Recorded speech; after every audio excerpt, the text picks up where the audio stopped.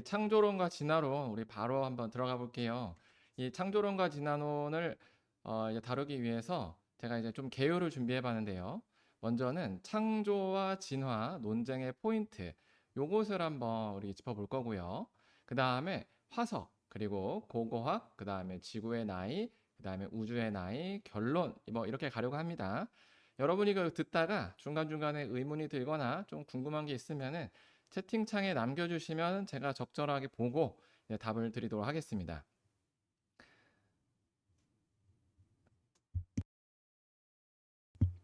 먼저 이제 위키백과에서 과학이 뭔지에 대해서 제가 한번 찾아봤어요. 과학은 여기 보시는 것처럼 검증이 가능해야 된다. 그리고 이제 가설이 이제 예측이 돼야 된다. 가설이 이제 검증이 돼야 되고 예측이 돼야 된다.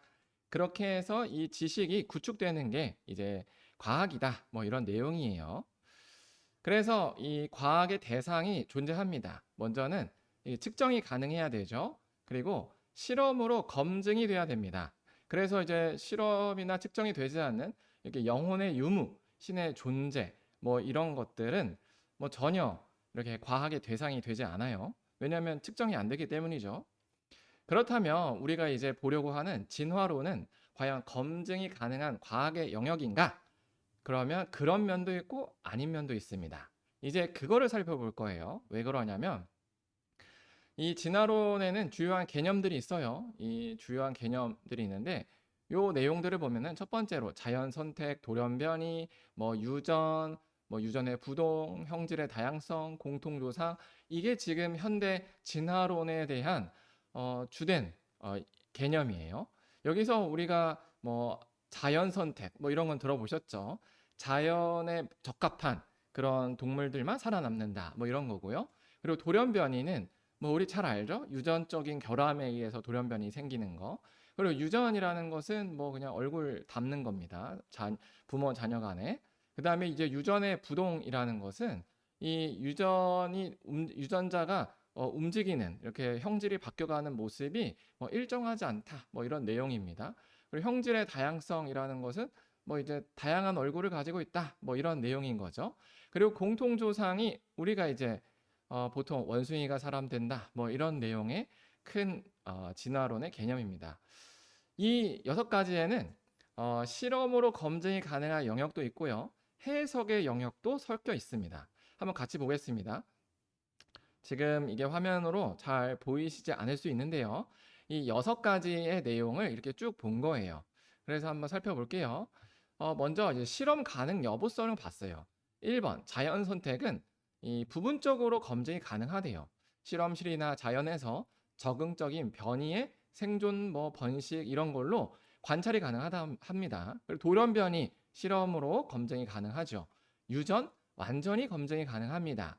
또 유전의 부동 실험적 관찰이 가능합니다. 작은 집단에서 무작위적으로 유전자 비율이 바뀌는 현상, 뭐 이런 걸 얘기하죠. 형질의 다양성, 관측이 가능하다고 합니다. 실제로 뭐 다양한 피부색을 가진 사람들이 있죠. 그러나 관측이 되지 않고 실험되지 않은 게 하나 있습니다. 그게 바로 공통조상이에요. 이 공통조상은 직접적인 실험이 불가능하다라고 합니다. 참 신기하죠? 공통조상은 실험이 불가능하대요. 왜냐하면 공통조상을 직접 관찰하거나 실험으로 재현할 수 없기 때문에 그렇습니다. 그렇죠. 이 공통조상의 기본적인 개념은 오랜 시간 동안 전제가 되어 있어요. 오랜 시간 동안 뭔가가 돼야 이제 관찰할 수 있는데 그렇게 막 몇 천만 년 산 사람도 없고 관찰이 안 되는 거죠. 그래서 바로 이 포인트를 가지고 이 진화론 논쟁을 하기 위해서는 반드시 소진화, 이 진화론을 소진화와 대진화 이렇게 이제 구분을 해야 되죠. 소진화, 대진화 이렇게 구분을 해야 됩니다. 그래서 우리가 이제 진화론 논쟁을 창조론과 함께 한다. 그럴 때는 반드시 이 소진화가 아닌 이 대진화론을 가지고 이야기한다라는 것을 우리가 알면 되겠습니다. 그래서 지금 이 1번부터 5번까지의 영역은 뭐 소진화의 영역이에요. 실험이고요. 사실. 이런 건 이론이 없어요. 다른 게 없죠. 하지만 이렇게 직접 실험이 되지 않는 이 공통조상에 대한 내용들은요. 지금 보시는 것 같이 뭐 추론의 영역입니다. 상상의 영역이기도 하고요. 또 논쟁거리가 존재하는 거죠. 그래서 이 소진화와 이 대진화의 관계가 뭔가 한번 살펴보면 이렇습니다.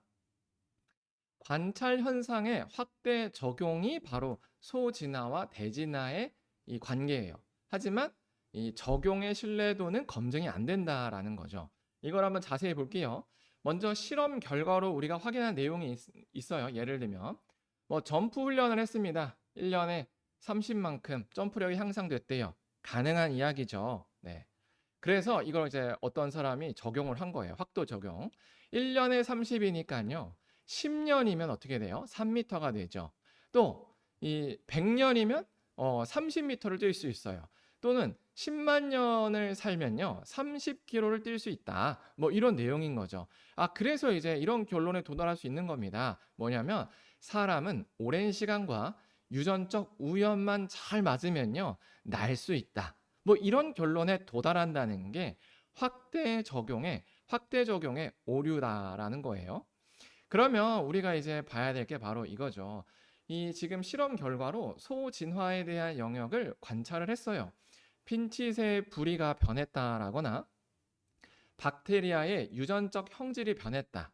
또 DNA 검사로 돌연변이가 확인됐다. 이런 거 다 볼 수 있죠. 맞아요. 하지만 이걸 확대 적용하면 이런 거예요. 과정은 모르지만 네. 과정은 일단 모르겠어요. 일단은 오랜 시간이 흐르고 또 운이 잘 맞으면 단세포가 다세포가 되고요. 다세포가 곤충이 되고요. 또 곤충이 파충류가 되고 파충류가 포유류가 되고 포유류가 인간이 된다. 뭐 이런 내용입니다. 그래서 결론이 뭐죠? 이 인간의 기원을 찾았다라는 게 바로 이 확대 적용의 오류예요. 왜냐하면 이 과정은 모른다라는 게 바로 이게 문제인 거죠. 그래서 인간은 단세포에서 나왔다라는 게 이 대진화의 결론인 겁니다. 여기서 분명히 짚고 나갈 것은 소진화는 분명히 실험의 결과죠. 하지만 그 소진화를 확대 적용한 것은 이 순전히 해석이다라는 거예요. 그래서 기독교 창조론자도요.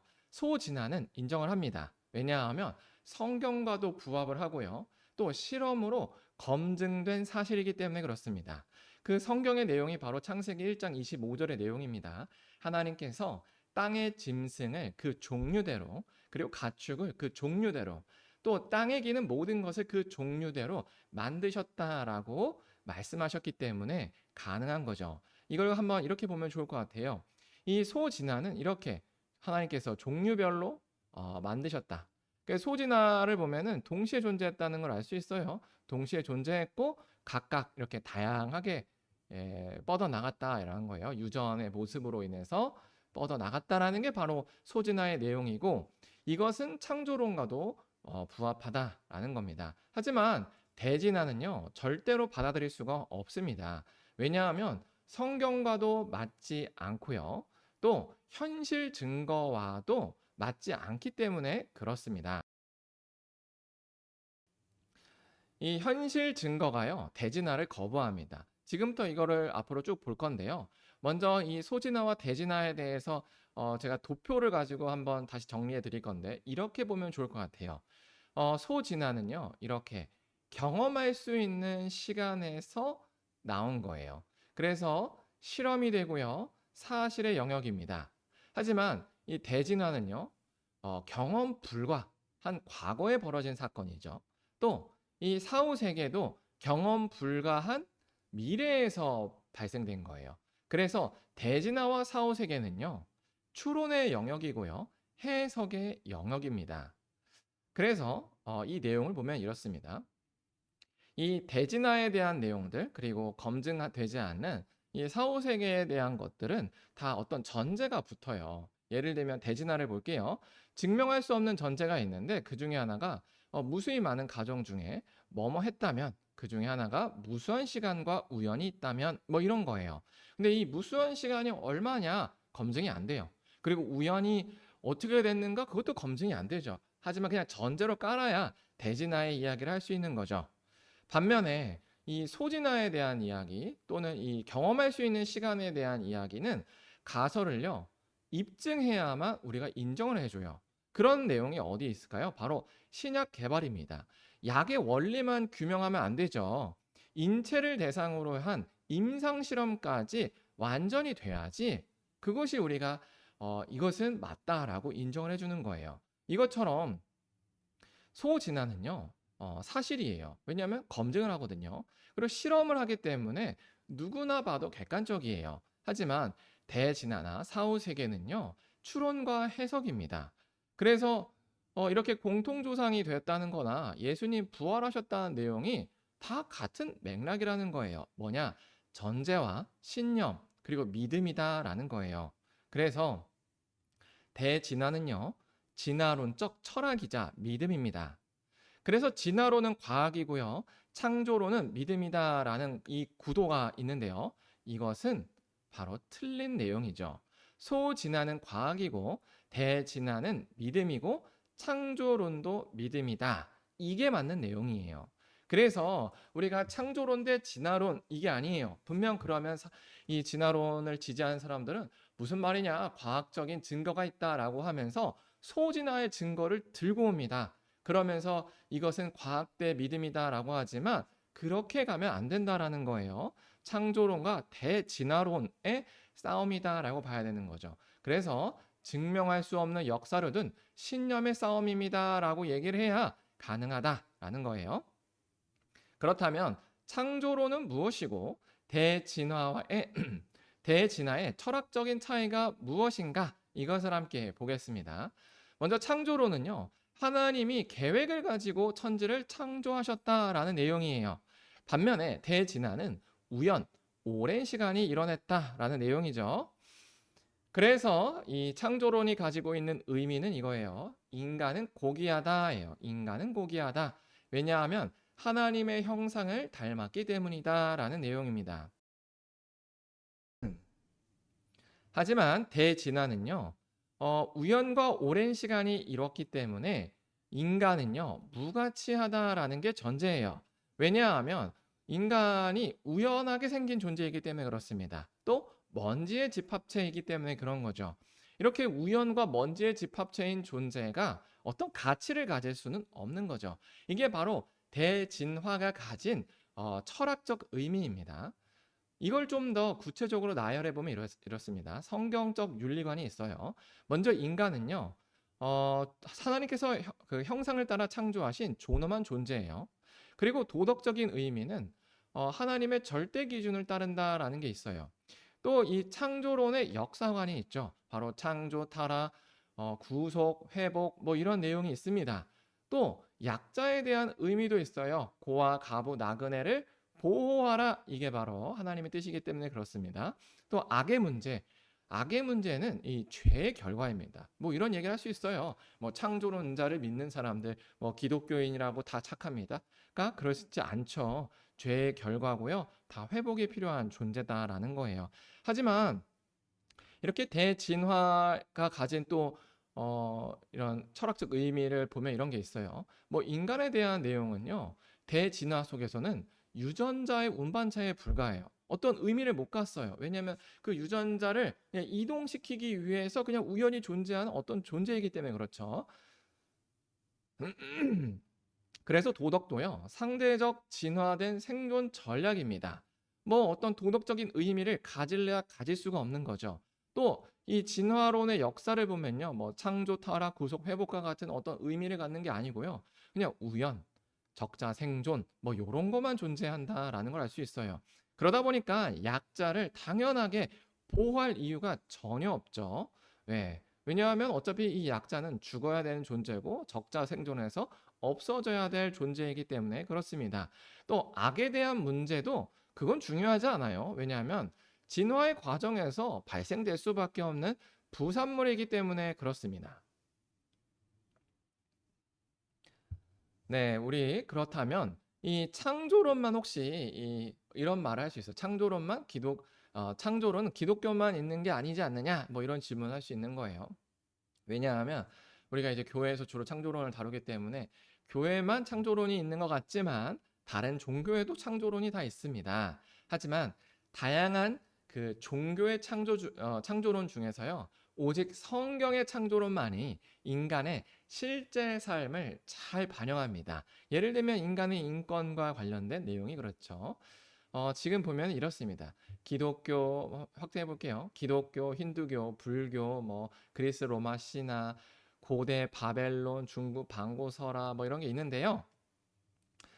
이 내용들을 함께 보면 이래요. 그 종교, 기독교적 세계관 안에서만 선한 창조와 목적이 있는 이야기를 합니다. 반대로 여러분 힌두교에서는요, 뭐가 있냐면 순환적 윤회, 업, 뭐 이런 게 이제 주된 내용이에요. 그래서 이곳에서는요, 어떤 창조가 참 어떤 의미를 갖지 못해요. 그냥 어떤 창조되는데 그게 과거의 문제에 인해서 이렇게 존재되는 뭐 그런 내용이에요. 또 불교 같은 경우는요. 애초에 창조주도 없고요. 이 창조의 개념도 없습니다. 그래서 그냥 무상, 어, 공성, 아무것도 없다. 뭐 이게 이제 불교적 개념인 거죠. 또 우리가 이제 그리스 로마 신화 뭐 보통 아는 그런 것들은 이 신의 이 영역을 분할하는 과정에서 인간이 창조됩니다. 그래서 이 인간은요, 신의 장난이고요. 또 수단으로서 존재해요. 또 고대 바벨론 신화를 보게 되면요. 이 마루둑이라는 신이 인간을 창조했는데 그 목적이 신의 노예를 삼기 위해서였어요. 그래서 인간의 창조는요. 폭력과 혼돈이 그 주된 내용입니다. 그래서 그 마루둑의 피로 인해서 만들어졌다. 뭐 이런 얘기고 그 안에서 인간을 노예로 삼기 위해서 이렇게 했다라고 나와요.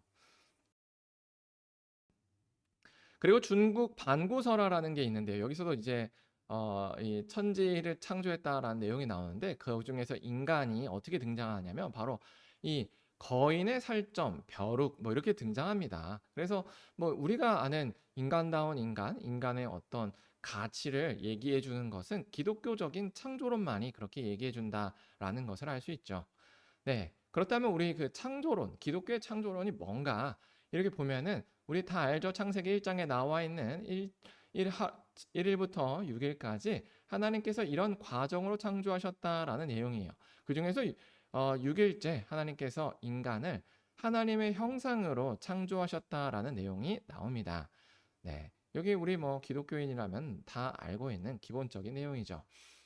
그래서 이 기독교인에게 창조의 기원은요, 사실은 이 증명의 대상이 아닙니다. 왜냐하면 믿음의 대상이기 때문에 그래요. 무슨 말이냐면 믿음의 대상이라는 것은 우리가 믿는 거예요. 어떤 과학적인 도구를 가지고 증명을 해야 이것이 옳다라고 여기는 게 아니에요. 왜냐하면 그 이유가 있죠. 이게 왜 우리가 그래도 받아들이냐? 이 창조의 기원을 말씀하시는 분이 하나님이고요. 또 그 하나님께서 세상을 창조하셨기 때문에 우리가 그냥 받아들이는 거죠. 우리는 하나님을 믿죠. 네, 그리고 삶으로 경험했기 때문에 받아들입니다. 그러니까 그 하나님이 이 세상을 창조하셨다고 말씀하셨고요. 또 창조하셨기 때문에 증거를 가지고 보지 않고요. 하나님이 곧 증거로서 우리가 믿는 겁니다. 그리고 이런 창조에 대한 믿음은요. 기독교인에게 굉장히 큰 유익을 줍니다. 어떤 유익이냐면 이런 거예요. 우리는 하나님의 이 모습으로 형상으로 이 사람을 만들자라는 내용을 잘 알고 있죠. 그래서 하나님께서 손수 만드셨고요. 보시기 매우 좋았다라고 말씀하셨어요. 근데 이것은 가치 없는 우리를 가치 있다고 말해주는 내용이에요. 다시 한번 말씀드릴게요. 인간은요, 그냥 그 존재만으로는 가치가 없어요. 그냥 100년 정도 살다가 없어진다고 볼 수 있어요. 그런데 그 존재에 대해서 하나님께서 가치를 부여하셨습니다. 그게 뭐였냐면 하나님의 형상을 닮았다는 가치죠. 그래서 뭐 이런 걸 볼 수 있어요. 어떤 사람이 너무 인생이 힘든 거예요. 그러면서 막 버스 정류장에 앉아가지고 내 인생 왜 이렇게 힘드냐, 망했다. 뭐 이럴 수가 있는 거죠. 왜 이런가? 예, 이 사람의 하루를 살펴보니까 이랬어요. 상사에게 엄청 깨진 거예요. 뭐, 야, 이놈아, 넌 머리가 장식이냐? 뭐, 제대로 하는 게 없어. 뭐, 죄송합니다. 뭐, 이런 내용이죠. 그리고 이제 아니나 다를까 퇴근하고 여자친구한테도 깨진 거예요. 오빠 뭐 도대체 사람이 왜 그래? 제대로 하는 게 없어.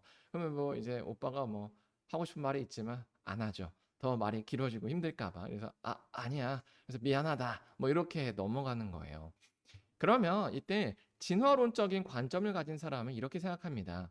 적자 생존이고요. 이기지 못하면 무가치예요. 그래서 이 더러운 세상, 돈과 권력이 있어야 사람 대우를 받지 라고 생각을 하는 거죠. 하지만요.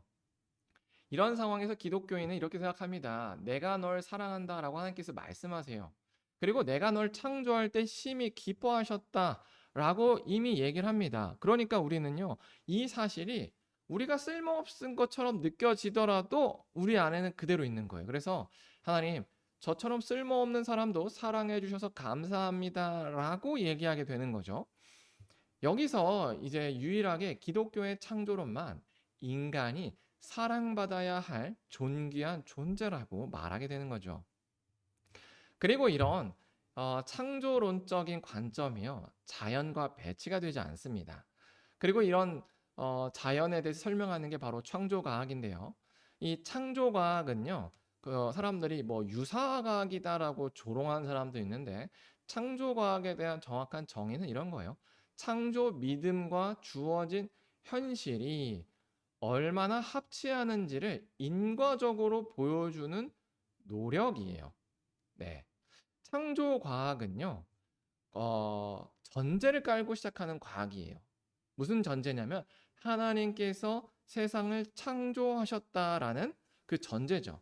그 전제는 증명이 되지 않습니다. 그렇기 때문에 이 전제가 증명되지 않는다는 영역에서 이것이 실험 가능한 과학이냐라고 보면 그렇지 않다라는 거예요.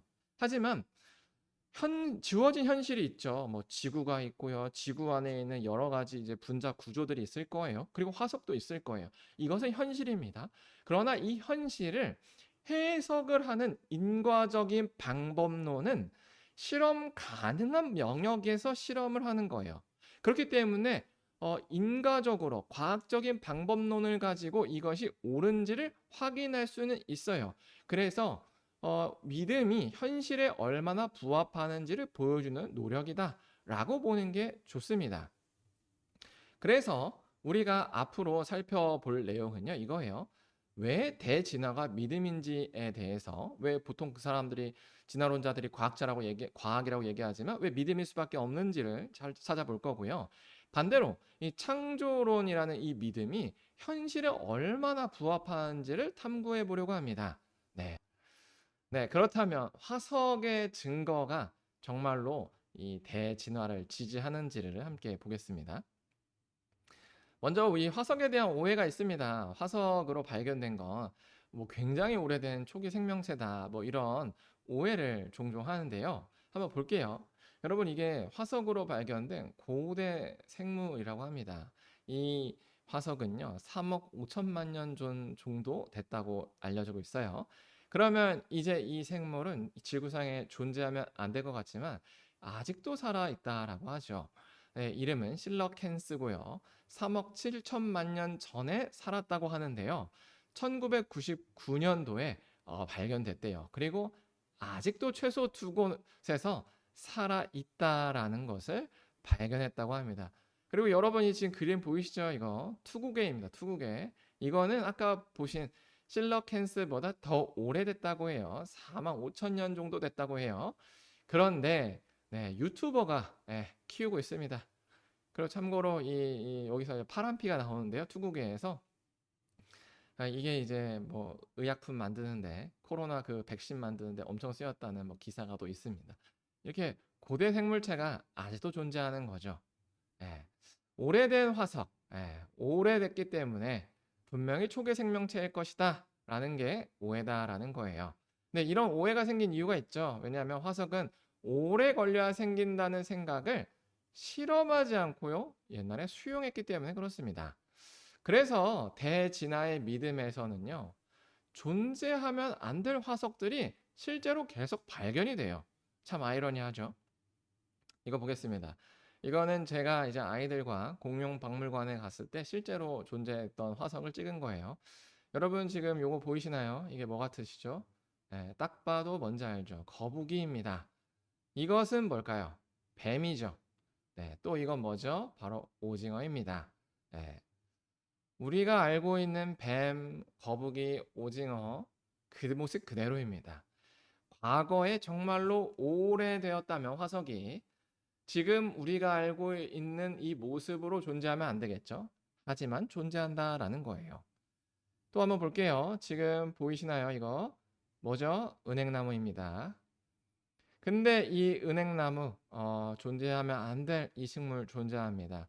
참고로 이 화석의 연대가 언제라고 지금 나와 있냐면 주라기 시대라고 합니다. 공룡 시대에 존재했던 식물이라는 거예요. 참 이상하죠? 공룡은요, 주라기 시대에서 멸종했대요. 근데 왜 은행나무는 진화도 안 하고 멸종하지 않았을까요? 진짜 이상하죠? 또 이건 뭐냐? 바로 티라노사우루스 화석 안에서 발견된 부드러운 세포예요. 네, 티라노사우루스는 7천만 년 됐대요. 7천년 아니고요. 7천만 년이에요. 예수님이 2000년 전에 계셨어요. 이순신은 500년 전이에요. 이순신은 500년 전. 그리고 예수님이 2000년 전. 그리고 예수님이 5번 오시기에 5번 곱하면 10,000년 되는 거, 10,000년. 거기에다가 이제 1000을 곱하면 1000만 년이 되죠. 거기에다가 7을 곱하면 7천만 년이 되는 거예요.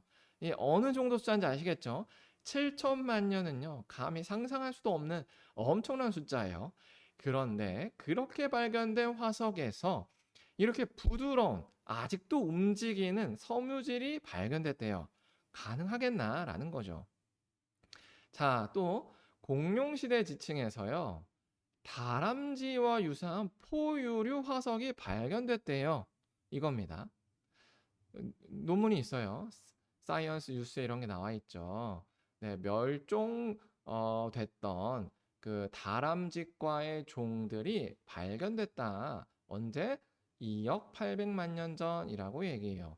그래서 포유류의 기원을 앞당겼다라고 얘기해요. 그런데 문제는 뭐냐면 진화론의 전체가요, 파충류에서 포유류로 진화한다라는 거예요. 근데 현실에 이제 화석이 그 전제를 깨버리는 거죠. 여러분, 이게 뭐죠? 새우입니다, 새우. 네.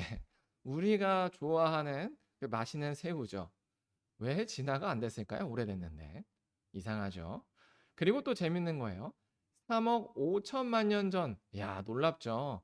진짜 공룡보다 더 오래됐다고 하는 3억 5천만 년 전 화석이 발견됐는데요. 그 화석의 새우가요, 이렇게 근육과 섬유질이 다 살아있다라는 거예요. 참 신기하죠? 정말로 저렇게 오래될 수 있었을까? 의문을 갖게 합니다. 또 존재하면 안 될 화석이죠. 뭐냐 하면 새입니다, 새. 이 새 발자국이요, 6천만 년 전 공룡 시대에 있었다라고 해요. 진화론의 관점에서는요, 공룡 다음에 시조새가 있고요. 또 시조새가요, 새가 되었다라고 얘기합니다. 근데 벌써 모순이 발견됐죠. 그래서 뭐라고 얘기하냐면 이 기사도 이렇게 얘기해요. 새와 비슷한 발자국이라고 얘기합니다. 왜요? 새 발자국이면은 안 되니까요. 그러면 꼬이기 때문에 그렇습니다. 이렇게 얘기하죠. 벌드 화석이요, 진화론적 가정을 흔든다라고 얘기해요. 왜냐하면 2억 2,500만 년 전 지층에서 새 화석이 발견됐기 때문에 그렇습니다. 여러분, 까마귀 크기래요. 공룡 크기, 뭐 시조새처럼 큰 것도 아니고 까마귀 크기의 새가 발견됐어요. 이게 바로 실제 모습이고요. 이게 보건도입니다. 또 과학자들이 또 이름도 지었어요. 프로타비스. 어떻게 얘기해야 될지 모르겠지만 이런 학명을 또 준 까마귀의 모습, 까마귀 같은 새의 모습이죠. 참고로 여기가 바로 공룡 시대입니다. 그리고 여기까지가 이제 주래기까지가 공룡이고요. 이 시조새는 여기 있어요. 근데 뭐라고요? 여기에 지금 까마귀 크기의 새가 발견됐대요. 그럼 이제 시조새와의 이 논리적 구성이 깨지죠. 여기는 이제 가인리 공원의 표지판인데요. 사람 발자국 모양의 화석이 발견됐다라고 합니다. 지금 가보면 이 내용이 없었대요. 혼란을 초래할 수 있다라고 해서. 실제로 어떤 모습이냐, 이런 모양이에요. 이게 이제 한 사람 발 크기의 모양, 뭐 한 260cm, 70cm 돼요. 보이죠? 네, 이 자를 보면 그렇게 보여요. 이런 모양이 공룡 화석 그 발자국이랑 같이 있다라고 얘기해요. 참 신기하죠?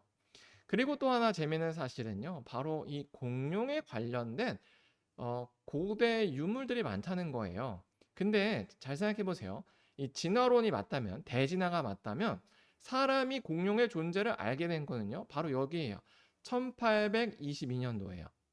이때 이 영국의 공사장에서 공룡의 이빨을 발견했대요. 그러면서 공룡이라는 게 존재한다라고 사람들이 생각해가지고 그 공룡들을 복원해가지고 지금의 공룡 모습을 알고 있다라고 진화론자들은 얘기해요. 그런데 참 신기하죠. 과거의 무수한 유물들에서요, 지금 우리가 알고 있는 공룡들의 그 모습을 닮은 이런 그림들이 존재한다는 거예요. 어떻게 알았을까요? 만난 적이 없을 텐데요. 2억 몇천만 년 전에 존재했던 그 공룡들이 다 멸종하고요. 그 다음에 진화의 과정을 거쳐서 인간이 나왔대요. 그러면 인간의 기억 속에는요, 이런 공룡에 대한 기억이 없어요. 맞죠? 근데 어떻게 이렇게 완벽하게 그렸냐는 거죠. 네, 요거 보세요. 요게 지금 과거, 이게 아마 로마 시대의 벽화일 것 같은데, 요게 이제 그리스어입니다, 여러분. 네. 요 내용, 대문자로 썼다는 게 이게 초대 한 400년 이전의 그리스어라는 걸 알 수 있어요. 근데 그때 이제 공룡의 모습을 그리고 있는 거죠. 화석을 복원하기도 전에 살던 사람이 어떻게 공룡의 모습을 우리처럼 알고 있을까? 참 신기하죠. 진화론에 따르면 절대로 만날 수가 없는 존재인데 말이죠. 또 이제 화석에 대한 오해가 있습니다. 뭐냐면 화석의 연대 측정은 현대 과학으로 인해서 오류가 없을 것이다. 뭐 이런 내용이 있을 수 있어요. 한번 볼게요. 연대 측정 어떻게 하는가? 방사성 동위 원소를 가지고 합니다. 여러분 화석 자체를 그걸 하는 게 아니에요. 주변 암석의 나이를 측정하는 거예요. 주변 암석의 나이예요. 화석의 나이 아니고요. 암석의 나이입니다. 왜요? 화석 자체는 측정이 불가능하기 때문에 그렇습니다. 한번 볼게요. 네, 여기 오징어 있죠. 오징어. 생후 3개월 됐어요. 그리고 여기 5,000년 살 된 돌이 있다고 해봅시다. 그랬는데 이게 깔려요. 화석이 됐대요. 그러면 이 화석이 급하게 됐을 때 이 생후 얼마 안 된 이 오징어는요, 이 나이를 측정하는 게 아니죠. 바로 이 화석의 나이를 측정하는 거예요. 돌가루를 가지고 측정합니다. 그러면 이제 이렇게 발견할 수 있는 거예요. 아, 이 오징어는 5,000년 전에 살았어. 라는 거예요. 이 화석이 언제 이렇게 됐는지는 몰라요. 화석이 굉장히 급하게 될 수 있거든요. 그러면 이 화석이 적어도 몇 개월 안에 되었다고 쳤을 때 이 돌의 나이로 인해서 이렇게 발견될 수 있는 오류가 존재한다라는 걸 알 수 있죠. 또 지층 대비법이라는 걸 씁니다. 지층 대비법. 이미 연대가 알려진 지층과 화석이 포함된 지층은요. 그거를 그냥 가지고 그 인덱스를 합니다. 그래서 여기에는 좀 순환 논리적 모순이 존재해요. 순환 논리적 모순. 무슨 말이냐면 같은 지층에서 발견된 화석은 같은 시대일 것이다라고 그냥 가정하는 거죠. 그렇다면 지층 연대 구조는 얼마나 정교하게 만들어졌을까요? 아까 우리가 하려는 이 지층 대비법에 사용되는 지층 연대는 얼마나 정교할까? 이 지층에 대해서는 이 찰스 라이엘이라는 사람이 만들었는데요. 이 사람은요, 다윈의 종의 기원이 출판된 이후 지질 통계표 그렇게 만들었어요. 그러다 보니까 이 다윈의 종의 기원에 굉장히 큰 영향을 받았습니다. 그리고 이 지질 통계표가 이 다윈의 이 종의 기원으로 지지하는 역할을 받아요. 그래서 이 찰스 라엘이 그 당시에 지구 나이를 그냥 수억 년으로 간주합니다. 사실 그 당시 20세기에는요, 이 측정 방법이 없었어요. 그리고 이 측정 방법이 없이 수억 년으로 받아들인 그 내용을 지금도 이 지질학자들이 그냥 기본 내용으로서 이렇게 받아들인다라는 거를 우리가 알 수 있죠. 그래서 지금 이게 찰스 라이엘이 만든 이게 지질표인데요. 그것을 지금 현대에 와서는 이렇게 더 구체적으로 나열하고 있는 거예요. 그렇게 지금 사용하고 있는 거죠. 그래서 뭐 화석 보면은 뭐 요렇게 이렇게 사람들이 표를 만들어서 요런 방식으로 지구에 생물이 존재했다. 뭐 이런 내용을 말합니다. 그래서 지금 지층이라는 게 바로 이런 걸 보면서 얘기하는 거예요. 이 라이엘이라는 사람이 요걸 보면서 이렇게 칸칸이 존재했겠구나라고 그냥 상상을 한 거예요. 그래서 지구 나이가 수억 년 될 것으로 추정해서 이런 지층이 오랜 퇴적의 과정에서 일어날 것으로 그냥 추정을 했습니다. 이거에 대한 뭐 과학적인 실험이 존재하지 않습니다. 그런데 문제는요. 이렇게 오랜 시간 동안 지층이 퇴적되면요. 절대로 발견될 수 없는 지층이 존재한다라는 거예요. 바로 이런 거죠. 흰 모양의 지층이에요. 맞죠? 왜냐하면 이렇게 지층이 있는데 이게 이제 지층이 형성됐어요. 그리고 오랜 시간 동안 이렇게 쌓여요. 근데 이게 이렇게 굴곡되면서 쌓일 수 있을까요? 절대 없죠. 왜냐면 그 과정에서 풍화 침식을 다 겪어야 하기 때문에 굴곡이 이렇게 생길 수가 없는 거예요. 또는 이렇게 멀쩡하게 생긴 지층이 어떤 지진이나 판의 이렇게 구조에서 만들어졌다면은 깨지게 됩니다. 이렇게 휘는 모습이 되려면요. 지층이 빠르게 형성되는 과정에서 휨이 존재해야 가능하다는 얘기예요. 그러니까 이 지층조차도 우리가 생각하는 것처럼 오래되지 않을 수 있다라는 것을 알 수 있죠. 그리고 창조과학자들은요, 이것을 노아의 홍수 시대 때 아마 됐을 것이다라고 추정합니다. 이건 뭐 증거가 아니죠. 추정이에요. 왜냐하면 실험할 수 없기 때문에 그렇습니다. 그렇게 이제 보면은 이렇게 과학자들이 열심히 뭘 파고 있죠. 그 파는 내용을 보면 화석이 발견됩니다. 대본기, 고생대 시대에 대본기에서 발견됐다라고 가정을 해봅시다.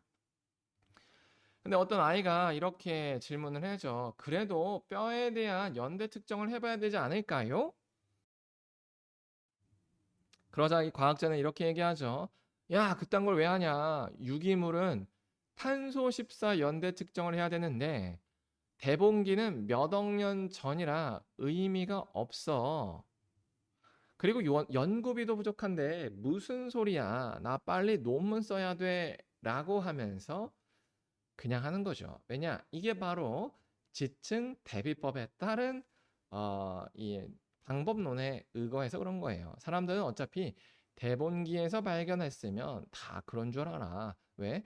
다들 그렇게 하기 때문이야. 라는 거예요. 그렇게 논문이라는 게 발표되는 거예요. 그래서 진화론 혼자들은 무슨 말이냐? 이렇게 논문이 많은데 라고 얘기하는데요. 그 논문들도요. 사실은 그렇게 완벽하게 모든 걸 다 검증해서 한 게 아니다라는 겁니다. 아까 말한 그 탄소연대 그 측정은 바로 이거예요. 유기물에 대해서 하고요. 5만 년 전까지만 사용이 가능하대요. 그래서 수백만 년 전에 존재했던 공룡이나 초기 인류 화석에는 사용이 불가하다고 합니다. 그래서 이 공룡뼈는 애초에 탄소 연대 측정을 안 해요. 왜냐하면 없을 거라고 가정하기 때문에 그래요. 그쵸? 이게 뭐 지구과학이나 뭐 이런 쪽 고고학 연구비를 많이 받는 쪽은 아니죠. 아무래도 최첨단 과학에 비해서. 그러니까 이런 데 아껴야 되는 거예요. 그런데 이런 데다가 이제 목숨 거는 사람들이 있죠. 바로 우리처럼 창조론을 믿는 과학자들이 있어요. 그들이 공룡뼈를 가지고 이게 공룡뼈라는 이야기를 안 하고 어떤 연구소에다가 탄소 14 방사선 측정 결과를 요청했습니다. 그 결과 4만 년 이하로 나왔다고 해요. 그게 무슨 말이냐면 탄소 14가 발견됐다는 거예요. 탄소 14는 지금 이렇게 뭐 7천만에서 2억 년 사이에 있었기로 가정되는 공룡뼈에서는 존재하면 안 돼요. 근데 아까 우리 그 내용 봤죠? 티라노사우루스에서 섬유질 발견되고 여기서 이제 탄소 14 발견되고 이렇게 오래되지 않았다라는 증거죠. 이거는 실험을 통한 증거입니다, 여러분. 그래서 이거 공룡뼈에는 탄소 십자가 있다라는 건 검증된 사실이에요. 이건 추론이 아닙니다. 그래서 오해의 세 번째, 대진화가 이제 된다는 다수의 과학자가 대진화를 믿으니까 혹시 신뢰할 수 있지 않을까? 뭐 다수의 논리인 거죠. 이 창조론 말고는 사실은 대안이 없어서 다수가 대진화론을 사용하는 겁니다. 이게 무슨 말이냐면 이런 게 있어요. 왜 대진화론을 못 버리는가? 이런 내용이 있습니다. 대진화론자들은 신이 없어도 생명의 법작성을 설명해야 된다라고 가정을 해요. 왜요? 신의 존재를 인정하지 않는 사람들이 이걸 따라가기 때문에 그렇죠. 그리고 과학 교육이요. 대안을 허용하지 않아요. 그리고 대진화론 사조가요. 지금은 이제 단순 과학이 아닙니다.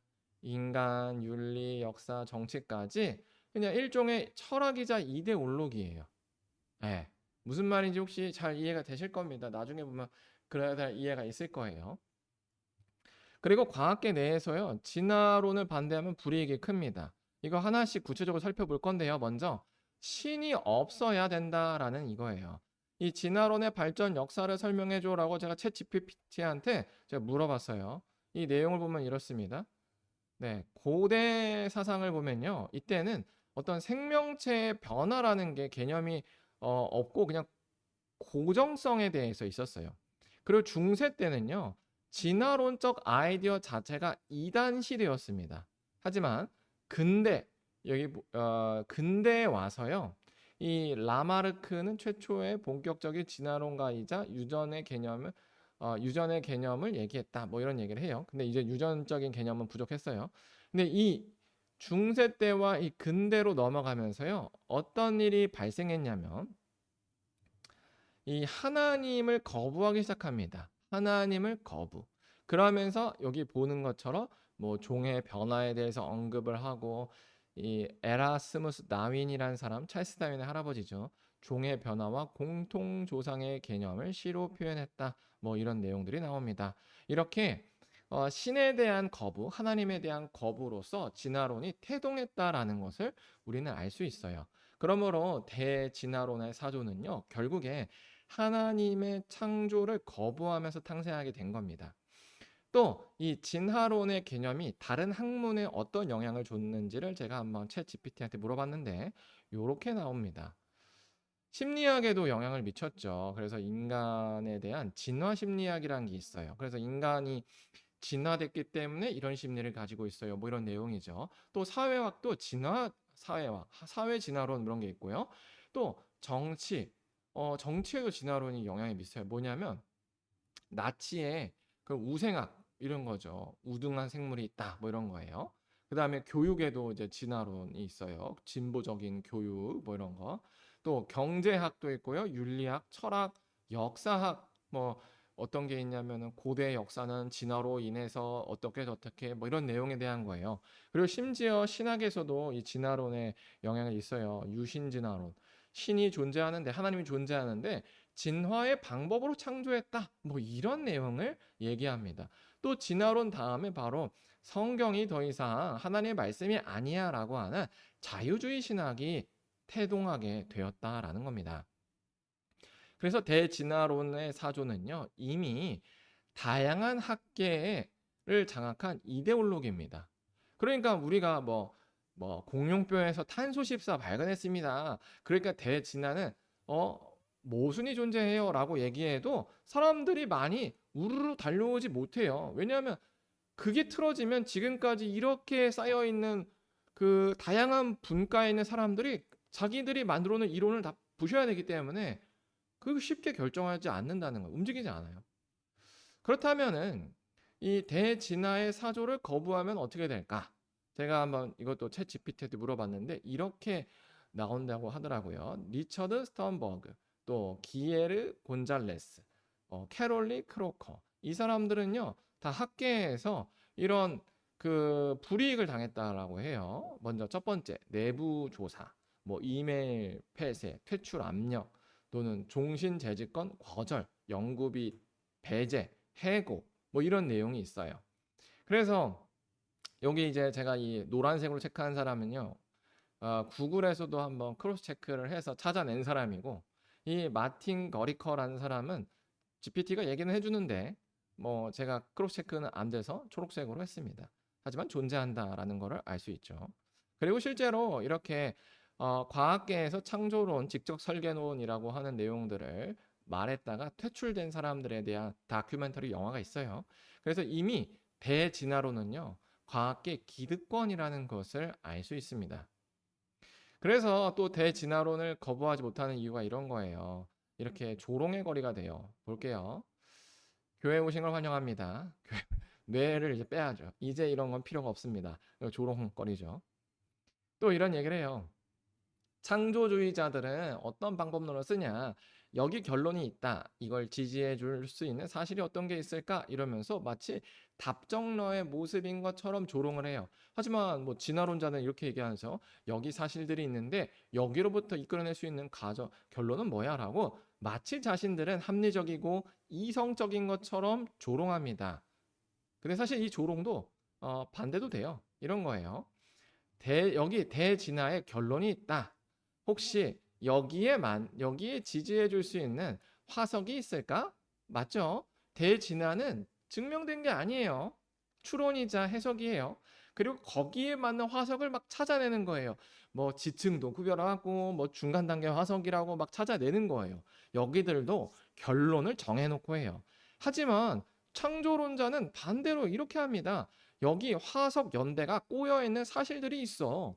이것들로부터 대진화사조가 틀렸다라고 말할 수 있을까? 맞죠? 우리가 오히려 과학적인 방법론을 쓰고 있다라고 얘기도 할 수 있는 거예요. 그러니까 이런 조롱이 사실은 창조로만 해석되는 게 아니라요. 그냥 과학적인 실험 방법론에 다 적용이 돼요. 뭐냐면 과학이라는 게 가설이라는 믿음적인 영역을 세워두고요. 그 다음에 실험, 검증을 통해서 그거를 발견하는 과정이기 때문에 그래요.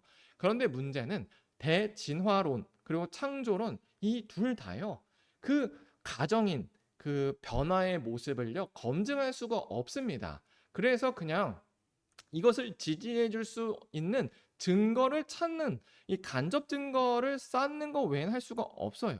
이해가 되셨죠? 그래서 다시 한번 정리하면 진화론이 과학이고 창조론이 믿음이다. 이거 옳은 얘기가 아니라는 거예요. 소진화는 과학이고요. 대진화는 믿음이고 창조론도 믿음이다라는 겁니다. 그리고 오해 네 번째.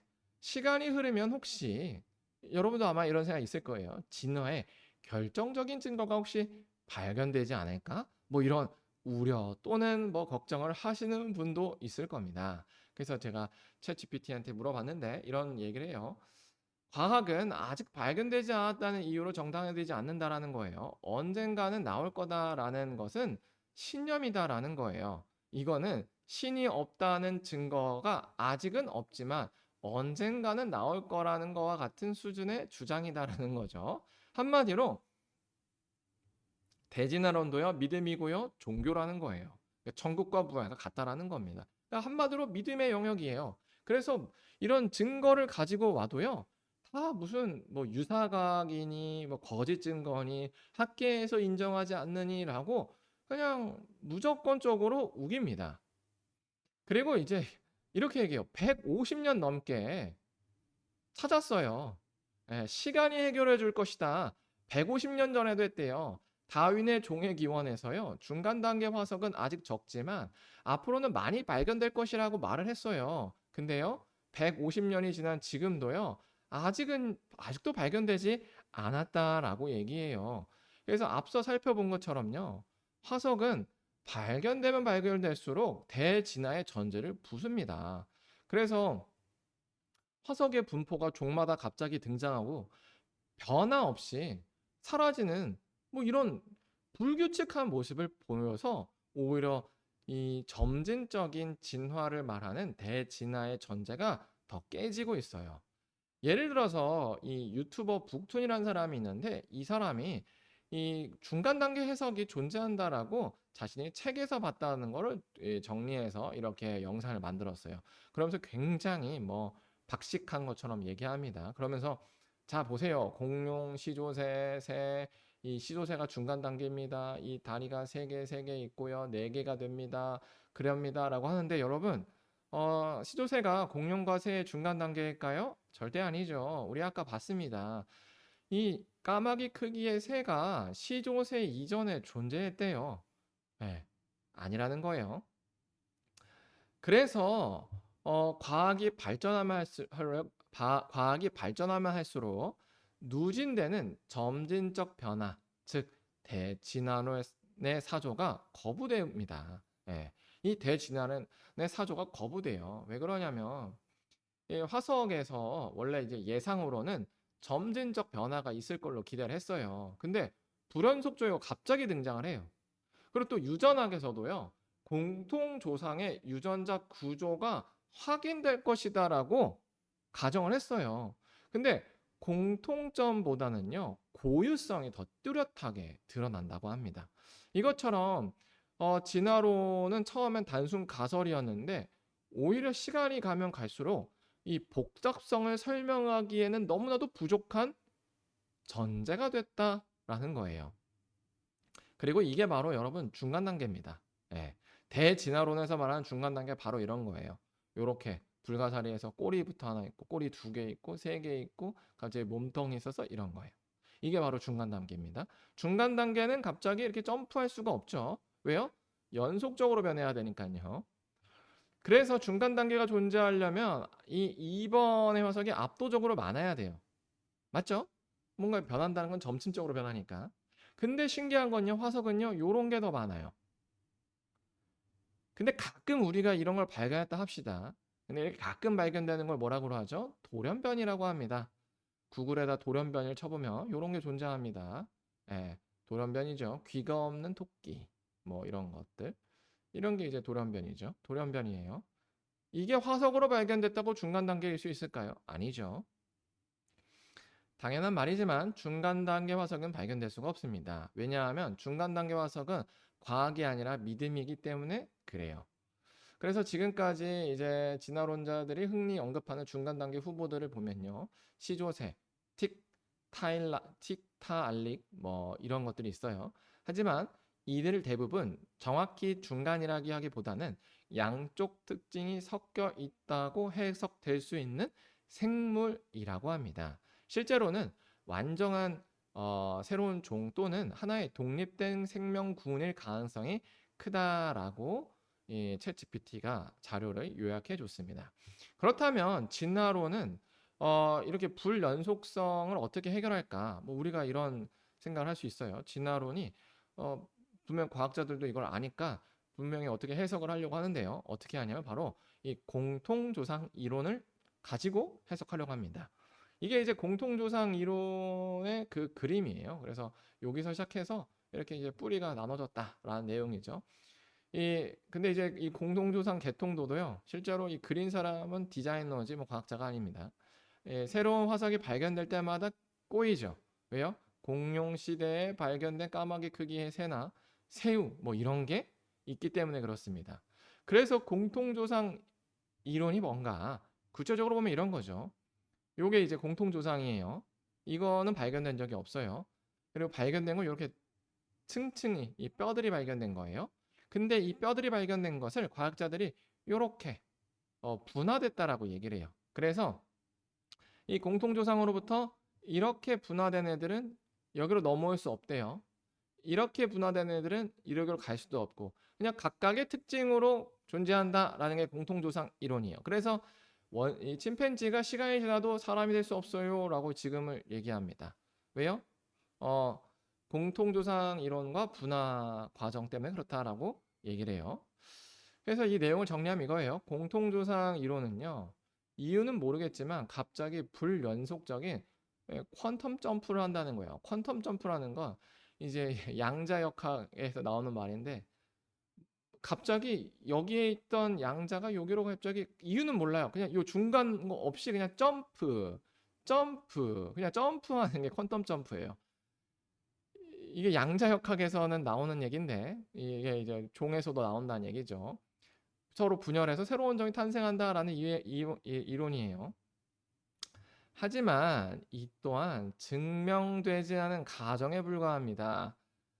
어떤 거냐면 이거 아마 여러분도 유튜브에서 이런 영상 보실 거예요. 이거 예능. 인간과 침팬지의 공통조상이 있습니까? 라는 뭐 이런 내용이에요. 근데 이제 이 교수님이 이렇게 얘기하죠. 아직 학계에 풀리지 않은 미스터리다 라고 얘기해요. 왜일까요? 어, 발견된 화석이 없기 때문이에요. 그래서 어떤 모습을 했는지 아직도 알 수가 없대요. 신기하죠? 아마도 600만 년 전, 400만 년 전, 그냥 인류 화석을 토대로 추정해 볼 수 있대 침팬지와 비슷한 모습으로 추정이 된다라고 얘기하는 거예요. 한마디로 과학자들도 공통조상의 존재를 몰라요. 그러고 나서 그냥 과거니까 뭐 침팬지 아닐까 뭐 이렇게 그냥 추정해 놓는 거예요. 발견된 적이 없다는 거죠. 그리고 심지어 여러분, 이 동시대에 살 수 없는 화석 증거가 있어요. 예를 들면 이런 겁니다. 동아프리카에서는요, 오스트랄로피테쿠스, 호모 하빌리우스, 호모 에렉투스가요, 동시대에 존재했다라고 얘기해요. 그런데 이 내용을 그래서 하버드 대학교 교수 제이 굴드라는 사람이 이렇게 얘기해요. 더구나 이 세 가지의 화석은 지구상에 사는 동안에 진화적 경향성을 전혀 보이고 있지 않다라고 이야기를 하는 거죠. 이 사람이 이렇게 얘기해요. 이 사람은 참고로 진화론자입니다. 그래서 이 사람이 얘기한 게 바로 단속 평형 이론이에요. 단속 평형 이론. 이 단속 평형 이론이란 게 뭐냐면 아까 말했던 그 퀀텀 점프와 같은 내용이에요. 근데 이 내용은요, 오히려 창조론에 가깝습니다. 아, 그렇다면 정말로 인류 기원의 화석은 어떻게 생겼나? 이런 거죠. 우리가 이제 교회에서 어린이 설교 시간에 했던 그런 내용입니다. 이게 호모 에렉투스라고 하고요. 이렇게 이런 화석들이 그냥 발견된 거예요.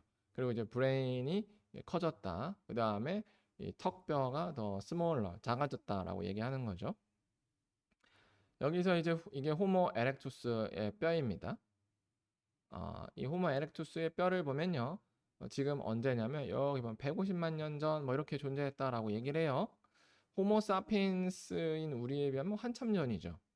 그 이유가 여기 보면 눈뼈 그리고 머리 크기 뭐 이런 거 얘기합니다. 그래서 이렇게 뭐 디자이너 시켜서 그림도 그린 거예요.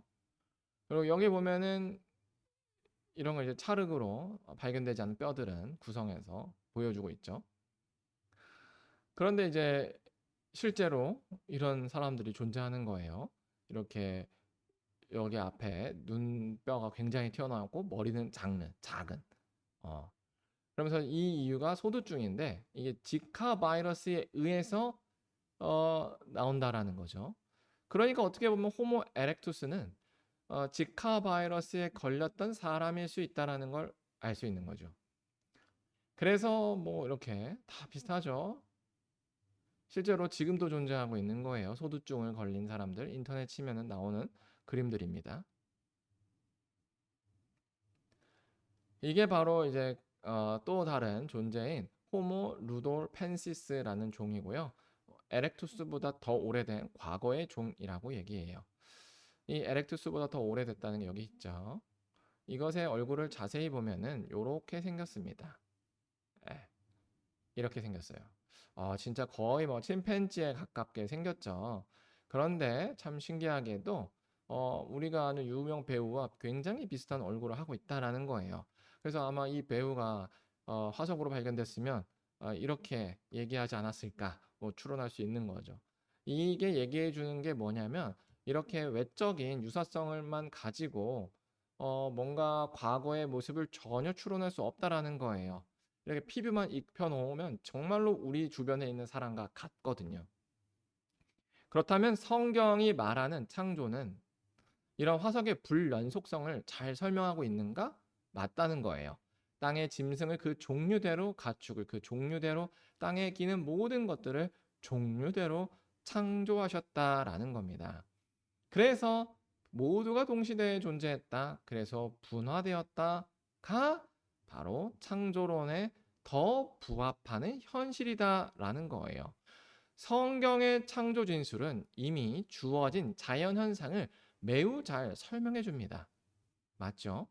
성경의 창조 원리인 각기 종류대로 소진화했다는 내용은 화석 증거와 매우 잘 맞아요. 그래서 화석 탐구 결론은 이겁니다. 창조 믿음으로 해석하자 맞는 현실이고요.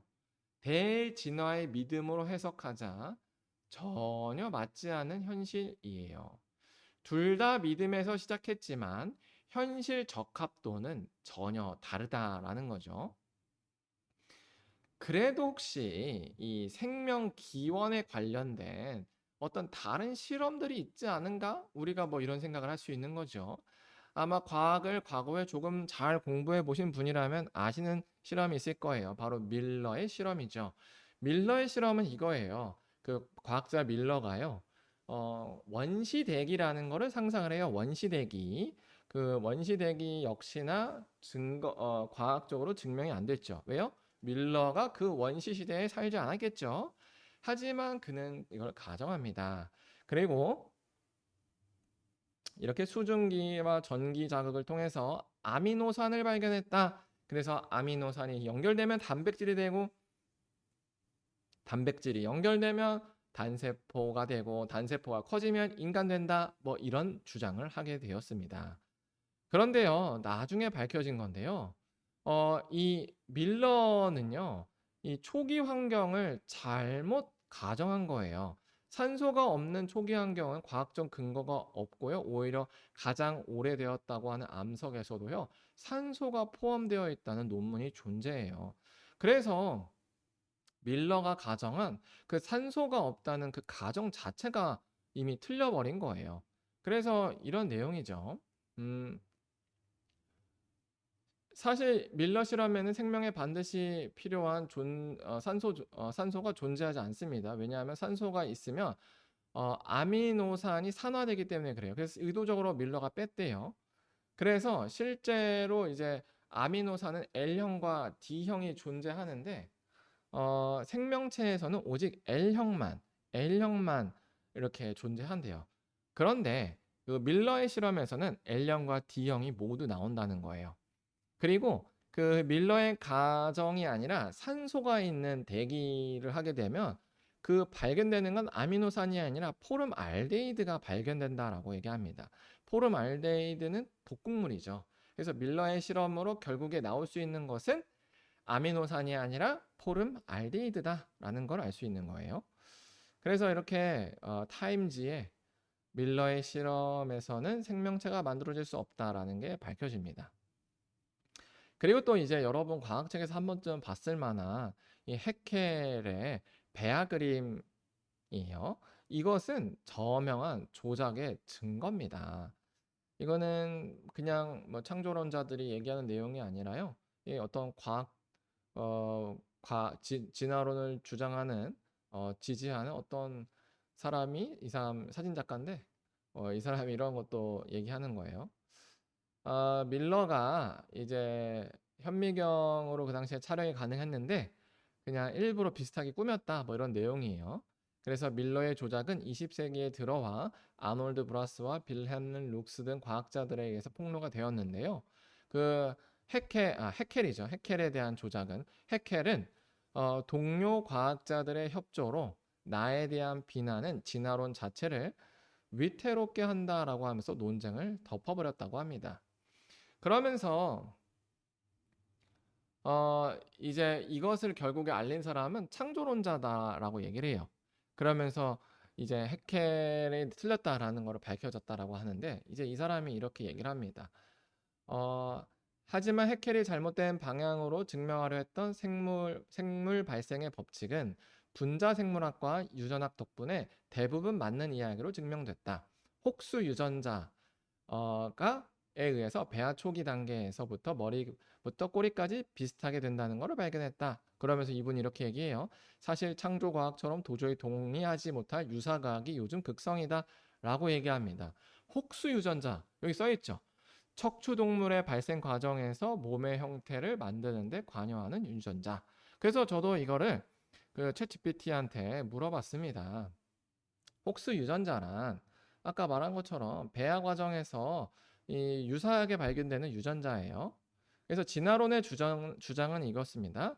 생물의 몸의 설계를 보는 이 기본 유전자 코드가 공통적으로 존재한다. 이는 공통조상에서 유래했음을 보여준다. 뭐 이런 논리를 가지고 있어요. 근데 반대는 이거예요. 뭐냐면 설계의 유사성이 조상에 같다는 증거가 아니다라는 거예요. 예를 들면 이런 거죠. 자동차마다 네 바퀴와 핸들이 있다. 모두 같은 조상에서 유래한 건 아니다. 뭐 이런 내용이죠. 그리고 실험적으로 한 종이 다른 종이 되었다는 증거가 없어요. 그냥 가정에 기반한 거예요. 그냥 한 그 공통된 애가 있다라는 거죠. 예를 들면 이런 겁니다, 여러분. 침팬지와 인간 공통의 모습이 있어요. 머리 있죠. 배 있어요. 엉덩이 있고요. 다리 있어요. 공통의 모습이 있다라는 거예요. 그리고 침팬지 이전에 머리, 가슴, 배 다 구분되는 애들이 있어요. 하지만 그 조금만 달라져도 완전히 달라진다는 거예요. 예를 들면 여러분 그 다운 증후군 아시죠? 다운 증후군 우리 유전병이기도 한데요. 그 다운 증후군이 유전적으로 굉장히 인간과 엄청 다른 게 아니에요. 유전자의 하나, 염색체 하나가 잘못된 거예요. 99.999% 일치하는데 딱 1%, 뭐 0.00001%가 틀려져도 그 다운 증후군처럼 엄청 달라져요. 또 침팬지나 이런 것들 98% 일치한대요. 이렇게 우리한테는 숫자적으로 적지만 실제로 유전자적인 그 결과는 굉장히 달라지는 거죠. 그러니까 혹시 유전자가 존재한다고 해서 그 존재가 공통조상이라는 증거는 전혀 아니다라는 거예요. 그리고 제가 지금 또 물어본 게 이거예요. 혹시 대진화와 관련된 집적 증거가 혹시 하나라도 있을까? 과거에 있었던 실험들을 통해서 한번 물어본 거죠. 지금까지 그런 현상은 실험실이나 자연에서 관찰된 적이 없다라고 얘기를 해요. 이 다윈의 종의 기원이 1859년 그리고 지금이 2025년 166년 지났습니다. 이때까지 혹시 다윈의 종의 기원부터 지금까지 진화론과 관련된 생물학적 연구가 있으면 여기와 이제 대진화와 관련된 거와 또 그것이 직접적인 증거가 되는지를 한번 보여줘봐 라고 했는데 지금 이런 내용이죠. 지금 보면은 1859년 종의 기원, 뭐 해켈, 맨델의 유전 법칙 뭐 이런 거 나오죠. 아까 제이 굴드가 여기 나온 1972년 굴드입니다. 쭉 게놈 프로젝트 여기 우리 게놈 프로젝트 알죠? 게놈 프로젝트 네 이런 것들 이런 것들이 이제 내용입니다. 그랬을 때 대진화론에 관련된 실험인데 집적 증거 없고요. 또 대진화론에 집적 증거 없어요. 대진화 해석 기반 집적 증거 아님 해석에 의존 실험적 증명 어려움 해석은 간접적이다. 여기 있는 거의 뭐 모든 최근에 뭐 게놈 프로젝트 뭐 이런 모든 것들이 다 대진화론에서 해석은 하지만 직접 증거가 될 수 없다라고 얘기해 주고 있는 거예요.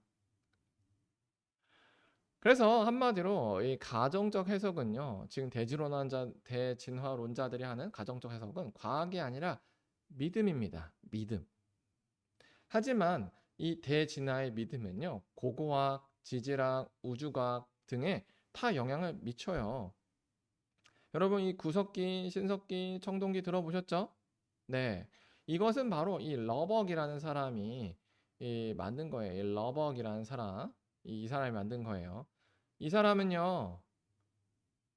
다윗과의 관계, 종의 기원에 있는 다윈과의 관계는 이웃이자 친구였어요.